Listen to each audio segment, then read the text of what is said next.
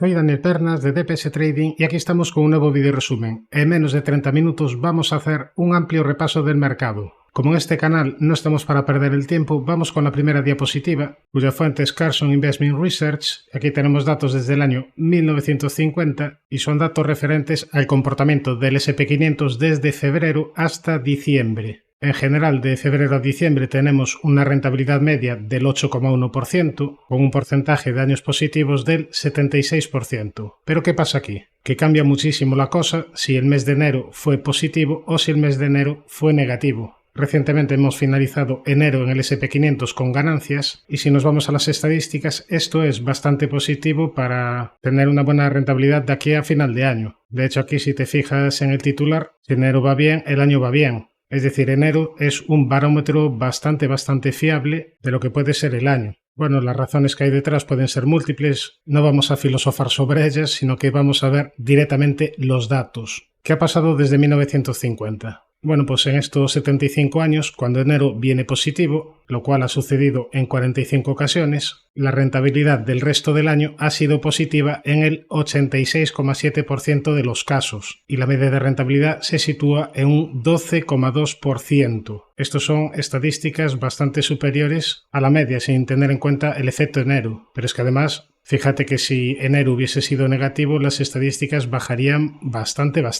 El porcentaje de positivos se sitúa únicamente en un 60% y la media de rentabilidad bajaría al 2,1%. Por tanto, a nivel estadístico era importante que enero resultase positivo para tener una buena rentabilidad de aquí a final de año y así ha sido. Lo que digo siempre, estadísticas no son certezas, pero mejor tenerlas a nuestro favor. Ahora sí, nos vamos a la siguiente diapositiva. Y es que ha sido una semana bastante movidita y una de las noticias de la semana tiene que ver con Nvidia. Recientemente he subido un vídeo al canal donde hablo de las magníficas, prestando especial atención a Nvidia porque ha activado técnicamente un doble techo. Te recomiendo que si no has visto el vídeo que le eches un vistazo, te lo voy a dejar en comentarios. Pero aquí en esta diapositiva lo que vemos es que tras las fuertes caídas de Nvidia el pasado lunes, se puede decir que estas caídas han sido las mayores caídas diarias de una compañía en la historia. Es decir, el lunes Nvidia perdió ni más ni menos que 593 billones de capitalización. Brutal. Esto es debido al gran tamaño de Nvidia y es debido a que Nvidia es bastante volátil. De hecho, Nvidia protagoniza la mayor caída diaria de capitalización, pero también protagoniza la mayor subida de capitalización diaria, que se produjo el pasado 31 de julio del año pasado, con una ganancia de capitalización de 326 billones. No vamos a ahondar más en Nvidia porque tenéis el vídeo en el canal donde hablo de ella, pero sí quise compartir esta diapositiva porque me pareció bastante interesante. Nos vamos ya a la siguiente, que también me parece bastante curiosa. En este caso hace referencia al S&P 500 Equal Weight y al S&P 500 normal. Si sois seguidores del canal sabéis que el S&P 500 Equal Weight se caracteriza por dar el mismo peso a todas las compañías. Sin embargo, el S&P 500, digamos que normal, pondera las compañías por capitalización. De hecho, las 10 mayores compañías capitalizan aproximadamente un 40% del índice. Bien, ¿y por qué traigo esta estadística? Bueno, porque ha sido bastante curioso, el S&P 500 Equal Weight y el S&P 500 normal se han movido de manera contraria durante 3 días consecutivos. ¿Y esto es positivo o negativo a nivel estadístico? Bueno, tenemos aquí las últimas 5 veces que pasó esto. A una semana vista, a 2 semanas vistas o a un mes vista, pues hay resultados bastante contrarios, pero a medida que vamos aumentando el horizonte temporal, nos vamos a quedar con las rentabilidades a 6 meses, 9 meses y un año vista. Fíjate que a 6 meses, en las 5 ocasiones anteriores tenemos rentabilidades positivas y además con una media de rentabilidad del 11,73%, una media que para 6 meses es bastante interesante. A 9 meses vista la rentabilidad subiría al 16,98% y a un año vista la rentabilidad sería del 19,16%. Es verdad que la muestra no es demasiado amplia, pero sería otra estadística a nuestro favor. Otro hecho interesante que sucedió esta semana, en concreto el lunes, fíjate que esta semana tenemos bastantes noticias. Aquí en esta gráfica tenemos el comportamiento relativo del S&P 500 Value respecto al Growth. Podemos ver cómo en los últimos años el Growth lo hizo bastante mejor que el Value, pero en cualquier momento puede venir algún tipo de reversión a la media. En concreto el lunes tuvimos el mejor comportamiento relativo del Value respecto al Growth desde el año 2008.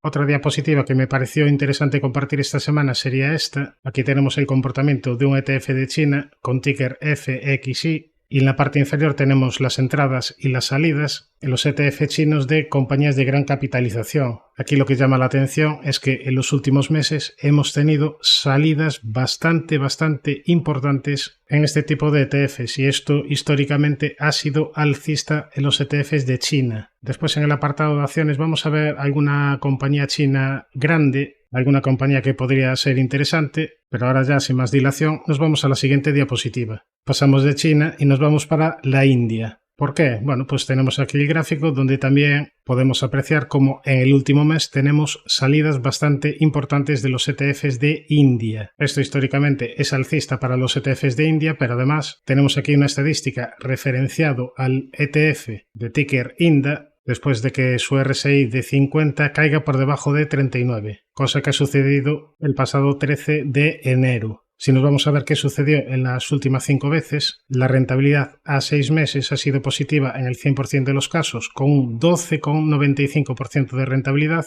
y a un año vista la rentabilidad subiría al 20,10%. Por tanto, estadística bastante positiva para la renta variable india. Ahora, con todo lo que pasó esta semana, casi se me olvida hablar de la reunión de la Fed, una reunión donde no hubo cambios en los tipos de interés y donde se mantiene el ritmo de reducción en el balance. Se sigue hablando de solidez en el mercado laboral, pero se elimina la mención a que la inflación ha progresado hacia el objetivo del 2%. Esto es un mensaje prudente que invita a pensar a que la Fed no tiene especial prisa por bajar tipos de interés. Si nos vamos a ver las probabilidades de bajada de tipos en la siguiente reunión de la Fed, que sería el 19 de marzo, vemos que ahora mismo hay un 82% de probabilidades de mantener tipos. Fíjate que esta probabilidad del 82% hace una semana era del 72,4% y hace un mes era del 47%. Son probabilidades bastante cambiantes, pero ahora mismo con los datos que hay sobre la mesa parece bastante probable que al menos en la próxima reunión se mantengan los tipos de interés. Bien, visto un poquito el contexto, ahora sí nos vamos ya a los gráficos. 2 segundos para el disclaimer.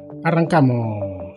Como siempre, vamos a comenzar el análisis por el Nasdaq 100, índice tecnológico que continúa en tendencia alcista, realizando mínimos y máximos crecientes. Aquí tenemos gráfico semanal, con primera zona de soporte en los 20.538, después en esta directriz que viene uniendo mínimos en la zona de la media de 200 semanal o en niveles de 17.435. Si nos vamos a gráfico diario, aquí podemos ver cómo de momento el Nasdaq no ha podido con los máximos del año pasado. Estamos hablando de la resistencia de los 22.133 y lleva unas cuantas semanas un poquito lateral, lo cual es bastante normal después de las fuertes subidas previas. Quizás necesite consolidar un poquito más antes de reanudar las subidas. Recordemos que Nvidia tiene activado un doble techo y al pesar tanto Nvidia, quizás pueda haber un efecto contagio y quizás pueda arrastrar un poquito al índice para abajo. En todo caso, de momento, tendencia alcista, media de 200 en fase ascendente y de momento sin dar grandes señales de debilidad.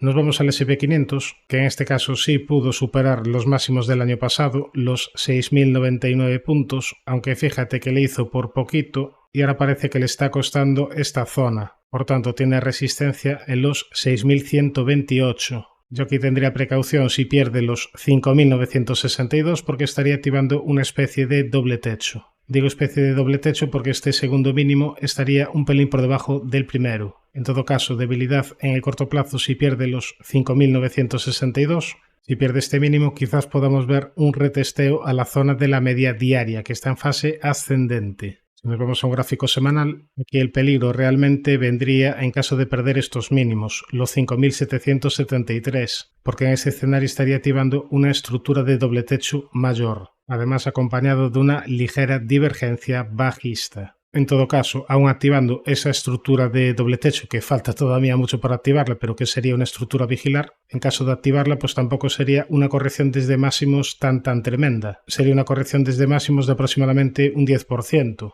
Una corrección normal dentro de cualquier mercado. No digo que vaya a activar ni el doble techo en diario ni el doble techo en semanal, son posibles estructuras a vigilar, de momento la tendencia es claramente alcista e incluso activando el doble techo en semanal, repito, no estaría perjudicando la gran tendencia alcista de fondo del S&P, pero sí sería una primera señal de debilidad. Bien, espero que me haya explicado bien, nos vamos ya al siguiente índice, Dow Jones, gráfico semanal, donde podemos ver cómo este índice se para justo en la zona de máximos anteriores, bueno, realmente un pelín por debajo, Pero ahora aquí el peligro vendría en caso de perder niveles de 41.844, porque estaría activando en ese escenario una estructura de doble techo. Bueno, ya casi más que doble techo, sería una estructura, vamos a dibujarla, de lateralidad. Si perdemos esta zona de mínimos, quizás pudiéramos ver una corrección mayor para ir a testear la zona de la media de 200 semanal. Una zona de la media que está claramente girada al alza. Eso en cuanto a gráfico semanal. Si nos vamos a gráfico diario, bueno, aquí recordamos, no lo he dicho todavía, pero tiene todavía pendiente objetivo por segundo impulso hacia niveles de 47.250. Y en cuanto a niveles de posibles soportes a vigilar, si trazamos un Fibonacci, vigilaría niveles Fibonacci de esta última subida, el 61,8 pasaría por los 43.100, también soporte en este hueco alcista, y en los comentados 41.844. Respecto al Russell 2000, índice de empresas de pequeña y mediana capitalización, ya hace tiempo cumplió el objetivo que habíamos marcado por triple suelo, y ahora aquí el nivel interesante a vigilar como resistencia serían los máximos de la historia, esta zona sombreada amarilla. ¿Por qué digo que es interesante vigilarlo? Porque en caso de superar máximos de la historia, el índice entraría de nuevo en subida libre y no solo eso,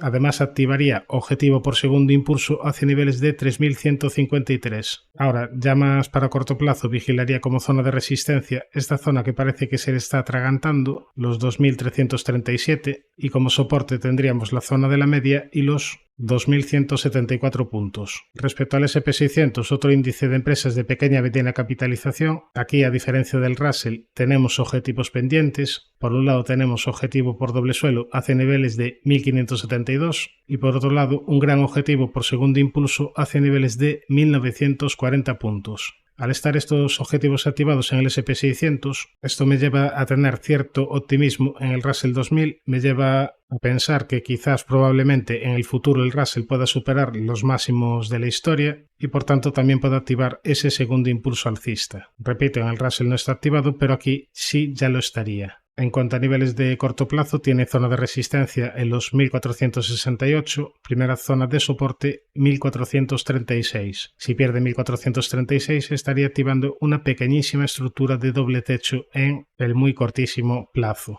Tiene zona de soporte en la media de 200 y zona de soporte en los 1366. Ya nos vamos por Europa, vamos a empezar por el DAX alemán. Aquí tenemos gráfico diario, DAX muy fuerte. Aunque después de todas estas fuertes subidas el RSI ya está en 79, ya estamos muy alejados de soportes y quizás en algún momento tenga que tener algún tipo de corrección. Si nos vamos a gráfico semanal, la vela que nos deja esta semana no es mala, pero el tema es ese, que ya estamos bastante alejados de soportes. Aquí no es zona de compra, aunque pueda seguir subiendo, pero el timing no es el mejor. Ahora, si nos vamos al Eurostoxx, vamos a empezar primero por gráfico diario, porque aquí hay que darte la enhorabuena si seguiste la estrategia. Objetivo cumplido. Hace meses veníamos comentando el gran objetivo por segundo impulso hacia niveles de 5.300 y esta semana por fin se ha completado. Ahora, una vez que te cumple el objetivo, aquí te ha dejado una vela de indecisión que marca resistencia en los 5.314 y hay que tener ya cierta precaución. Ahora, si nos vamos a gráfico semanal y consideramos esto un triángulo simétrico roto al alza, aún le quedaría potencial para llegar a niveles de 5.545 aproximadamente, pero la vela que vimos en diario el viernes me llama a tener cierta cautela, al menos para muy corto plazo. Nos vamos al IBEX, índice español. Vamos a empezar por gráfico semanal, donde nos ha dejado una vela interesante. Parece que está queriendo dejar atrás esta importante zona de resistencia de muy largo plazo. Y en cuanto a soportes, también lo tenemos bastante claro. Esta zona sombreada amarilla. Estamos hablando de niveles de 11.295.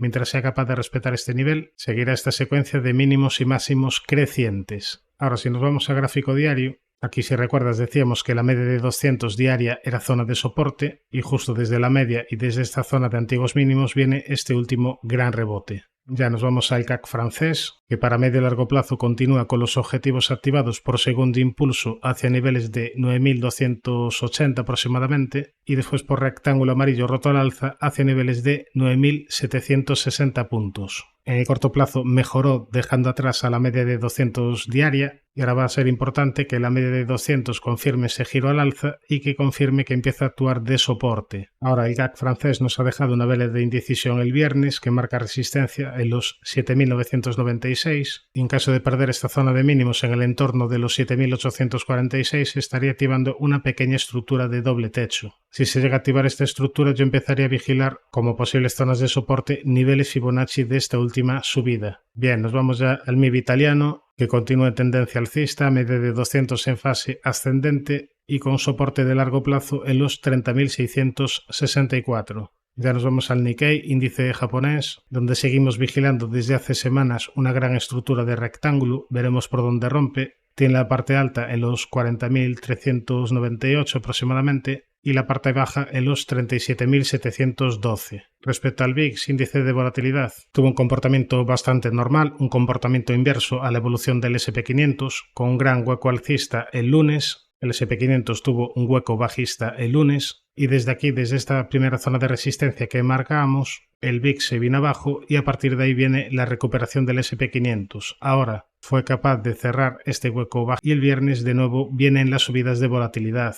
Al venir subidas de volatilidad el viernes, esto favoreció los recortes del SP500. Bien, ¿y ahora qué niveles a vigilar? Bien, tiene zona de soporte en los 14.51 y primera zona de resistencia, esta zona sombreada amarilla en el entorno de los 22.17. Ya más arriba, resistencia en los 28.69. En el apartado de acciones vamos a empezar por Abbott Laboratorios, una compañía donde hace tiempo habíamos avisado que había activado objetivo por doble suelo. Este objetivo todavía está pendiente. El objetivo sería llegar a zona de 136.60 aproximadamente. Dio bastantes oportunidades de entrada, por ejemplo aquí tras la activación de este rectángulo amarillo roto al alza, después, por ejemplo, esta última oportunidad en el apoyo del precio en la zona de la media. Ahora estamos un poquito alejados de soportes. El primero de cierta relevancia sería esta zona sombreada amarilla en los 119.21, después soporte en la zona de la media y soporte en los 98,72. Por el camino, como zonas de resistencia tendríamos los máximos de esta semana, es decir, los 129,85 y después más arriba resistencia en máximos de la historia, en los 132,81. Bien, nos vamos ahora a ver alguna compañía china. Vamos a empezar por Alibaba, que en el medio largo plazo tiene una zona de resistencia muy clara. Esta zona sombreada amarilla lleva ya como 2 añitos moviéndose de manera lateral y en caso de superar la zona de los 122,58 estaría mejorando claramente su aspecto técnico de medio largo plazo. Casi se puede ver más claramente en gráfico semanal. Zona de resistencia muy clara en los 122,58. Ahora está luchando contra la zona de la media de 200 en semanal y en caso de continuar el rebote estaría dando varias señales positivas. Por un lado estaría dejando la media de 200 atrás y por otro lado, si supera la zona sombreada amarilla, estaría dando una clara señal de fortaleza. Ahora, volviendo al gráfico diario, técnicamente a corto plazo, tras superar los 94,12, ha dado una primera señal positiva. De hecho, podemos hablar de una divergencia alcista con objetivo zona de 105,30 y como primera zona de soporte podríamos vigilar los propios 94,12, la zona de la media diaria o niveles Fibonacci de esta última subida. Nos vamos a la siguiente, Xiaomi, una compañía que para muy largo plazo acaba de activar un gran objetivo alcista. Aquí podemos ver cómo hace suelo en el entorno de 1,04 aproximadamente y tras superar los 4,76 activa objetivo por doble suelo hacia niveles de $8,32. Objetivo bastante importante, pero objetivo que solo se anula si pierde los 1,04. Ahora, ¿qué niveles a tener en cuenta más de corto plazo? Bueno, lleva aquí un tramo ya de rebote importante desde la zona de la media. La zona de la media es una zona de soporte importante y también tiene zona de soporte en los 3,81. Ahora si nos vamos a gráfico semanal vemos que justo desde la media de 200 viene este último gran tramo alcista. La media de 200 está en fase ascendente, pero fíjate dónde está el precio y dónde está la media de 200 semanal, muy alejado. En resumen, para muy largo plazo soy positivo con Xiaomi porque ha activado el objetivo por doble suelo, pero ahora mismo quizás no sea el timing mejor. Yo me esperaría algún tipo de corrección para intentar algún tipo de estrategia. Es una acción bastante volátil, fíjate que en esta caída perdió aproximadamente un 80%. Y estas caídas que parecen menores, aquí cayó por ejemplo un 30%, aquí otro 30%, aquí un 20%, es decir, no tendría especial prisa por entrar. Si ahora por ejemplo desde máximo se le diera por caer un 20-30%, pues ya acercaría el precio a la media de 200 diaria. Por tanto, tiene este gran objetivo de largo plazo activado, pero me resulta bastante complicado armar algún tipo de estrategia porque requiere stops bastante lejanos. Nos vamos a la siguiente, Meituan, una compañía que venía haciéndolo bastante mal, pero una compañía que mejoró técnicamente tras girarse la media al alza. Ahora venimos de fuertes caídas desde niveles de 56-75. Aquí no hay ningún objetivo activado. Lo bueno es que tenemos soportes cercanos. El que tenga un plan de trading para comprar en soportes tendría una zona de soporte en la directriz que viene uniendo mínimos y también tiene soporte en la media de 200 diaria. Además, si vamos a gráfico semanal, fíjate dónde está la media de 200 semanal, está luchando contra ella. Sería positivo que ahora la media de 200 empezase a actuar de soporte. Nos vamos a la siguiente, Tencent. Otra compañía que está intentando dejar la media de 200 semanal atrás. Aquí tenemos primera zona de posible soporte y en cuanto a resistencias vigilaría los 62.57. Como vemos, hay varias compañías chinas que están luchando contra la media de 200 semanal. Algunas de ellas ya han dado primeros pasos de mejora. En general sería importante que la media de 200 semanal se gira al alza para poder ver más subidas. Ahora nos vamos a la siguiente, Boeing. Una compañía que la verdad no me gusta demasiado. Fíjate que ahora mismo está cotizando a niveles del año 2017, es decir, el que haya conservado la inversión estos últimos 8 años no ha hecho absolutamente nada más que perder un coste de oportunidad importante respecto a otro tipo de compañías. Fíjate, por ejemplo, su rival Airbus, donde estaba en 2017 y donde está ahora, una revalorización de un 150% aproximadamente. Y bueno, volviendo al gráfico de Boeing, que es lo que nos ocupa, esta semana tuvo un nuevo ataque a la zona de resistencia de la media de 200 semanal. De momento no pudo con ella, y si nos vamos al gráfico diario, vemos que el precio ha realizado máximos crecientes contra máximos decrecientes en indicadores. En caso de perder niveles de 164,62, estaría activando una divergencia bajista. Ahora fíjate el gráfico de Boeing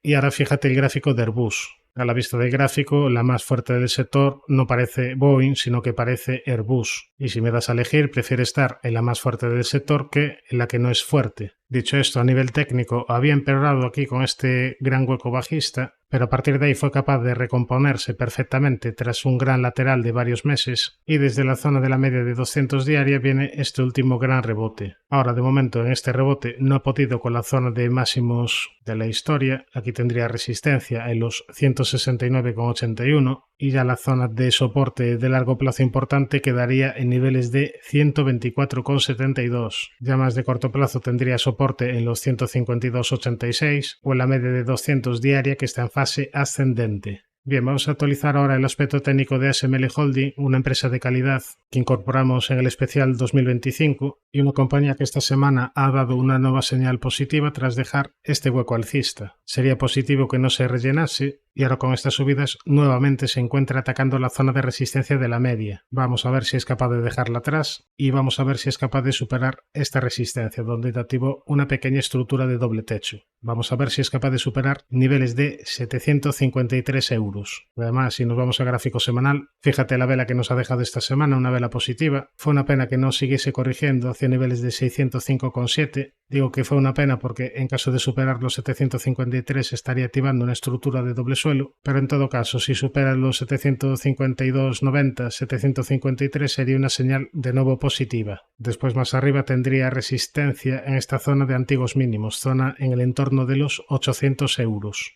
Bien, nos vamos a la siguiente, Adyen, una compañía que incluimos en el especial Oportunidades para 2025 y una compañía que viene haciéndolo bien. Cumplió el objetivo por doble suelo que habíamos marcado y continúa en fase de rebote. Tiene primera zona de soporte los 1386, zona de soporte en la media y zona de soporte en los 1200. Como zona de resistencia tendríamos los 1596. Lo vamos a ver mejor en gráfico semanal. Bueno, aquí había mejorado claramente su aspecto técnico tras superar esta directriz, una resistencia bastante clara, y fíjate que ahora la media de 200 parece que de nuevo se quiere girar al alza, lo cual es positivo. También sería positivo superar los 1596 porque estaría activando una estructura de segundo impulso, que nos daría objetivo alcista hacia niveles de 1940 euros. Por el camino tendría resistencia en los 1699 o resistencia en los 1875. Y ahora nos pasamos a una compañía muy fuerte, una compañía de mucha calidad del sector de lujo, Hermès, compañía que incluimos en el especial 2025 y compañía que se encuentra muy fuerte a nivel técnico. Cumplió el objetivo que habíamos marcado por doble suelo, superó máximos de la historia, se encuentra en subida libre, no tiene resistencias, aunque eso sí, después de esta fuertísima subida, el RSI ya se encuentra en 86, ya nos encontramos bastante lejos de soportes y ya nos encontramos una valoración bastante exigente. También es cierto que compañías de esta calidad es difícil encontrarlas a una valoración atractiva. Son compañías que hay que vigilar en correcciones. Ahora mismo no es el mejor timing de compra. Ahora mismo sería más un mantener que comprar posiciones. Si nos vamos a un gráfico semanal, vemos que la media de 200 semanal está claramente girada al alza y vemos que el último gran soporte de largo plazo estaría en estos mínimos, zona de 1888. Una posible zona para intentar buscar compras sería esta zona de antiguos máximos, zona de 2413. Suscríbete al canal si te ha gustado este vídeo y no te olvides de activar la campana para no perderte ningún contenido. Un saludo, mucha precaución y buenas inversiones.